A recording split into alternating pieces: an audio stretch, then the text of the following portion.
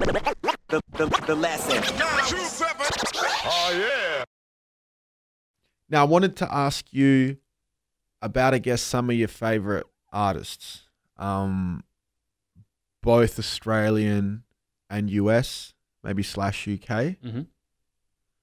And also, I guess, dudes who were a big influence. Yes. And then dudes who, I guess, now that you're just, you know, more of an outsider, who you're just a fan of. Yep. All right. I've always been a big believer that, because let me start this by saying a lot of people used to tell me, be careful what you listen to. This is when I was a young MC. No buster move. Be careful who you listen to, because what you listen to will influence. Like, if you listen to too much whack shit, then you'll start doing it. That was been the thing. But I think I've always thought that, yeah, you get influenced by everything you listen to, but some of it will influence you in a positive way and some will influence you in a way of like, I'm not going to do that. Like, you know how every kid, when they get grounded or something, or they get in trouble from their parents, they're like, oh, I'm not going to be like that when I have kids. Like, that sort of thing. So I've always listened to heaps of different artists, and there are some artists that I've taken little bits of what they do, and that's opened up my brain to be able to do other things. So, you know, I've never been like, oh, here's my top 5. Like, I just don't have one, right? Because there are so many artists that I like have been obsessed with at one point in time or another. As far as artists that I've taken things from, and people that listen to my music may kind of get this. I'll tell you a few that aren't like massive stars that I've like been hell influenced by. Wordsworth, EMC. EMC, yeah. Massive fan when I was a teenager. The multi-style that he did, the kind of the perfect way words rhyme, the way words rhyme perfectly in multis but sit together perfectly, like they accompany each other perfectly in terms of subject matter as well as rhyming perfectly. That was a big thing for me.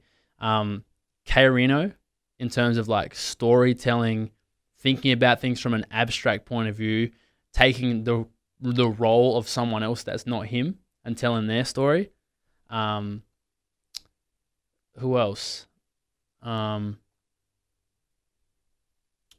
Definitely influenced by Joe Budden in terms of the willingness to put everything that you actually are feeling into those lyrics, regardless of whether it's a good idea to publicly expose that or not. That's definitely something that I got. In terms of Australian MCs, especially when I was younger and I was like really kind of a sponge for everything, Pressure was a massive icon, I guess, for me. Just in terms of like the pure consistency of like punchlines, but it was never like, he was never just setting up for the punchline. It would be like, everything would be written in a perfect kind of rhythmic way, but it would also have a punchline. And he was so consistent as well. Definitely when I was younger, especially, and like, don't get me wrong, he still continues to kill shit to this day, but I would like always listen for like the Pressure verse on something. If there was like, you know, those big certified posse tracks, I would always be like aching for the Pressure verse to see how he did it. Yeah, I mean, there's so many. You take things from different artists. As far as now, what do you mean, like who's on my Spotify, or who do I rate as an MC? Or yeah, like just who's, I guess a bit of both. Yeah. You know, I've been listening to a lot of grime in the last couple of years, because I think that is like still a thing where bars are really put on a pedestal. And you know, a lot of the music that I listen to isn't even hip hop, right? So it's not like it's not like all I want from my music experience is bars, but I do enjoy bars. I do enjoy someone who has gone out of their way to show off what they can do as an MC. I do enjoy that. I don't think I'll ever stop enjoying that. So yeah, but also like I'm a big fan of Claz as well from Adelaide. If we're talking about Australian artists, because again he can, what I said before about hitting 2 targets.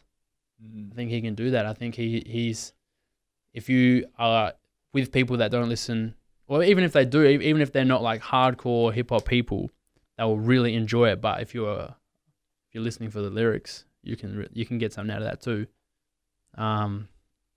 But yeah, I'll be honest. Like if you look at my Spotify, the last like 100 songs I've added, probably like 15 hip hop. Yeah, it's always been like that to an extent. I don't know, maybe it's because I'm not writing bars. I'm less kind of into them. But I still am into them, but it's not like it plays a smaller part in my musical diet than it did before. So, but I think that's healthy. And yeah, I think when you get older as well, you branch out into different stuff, more interested in other stuff. So the lesson. 2-7. Oh yeah.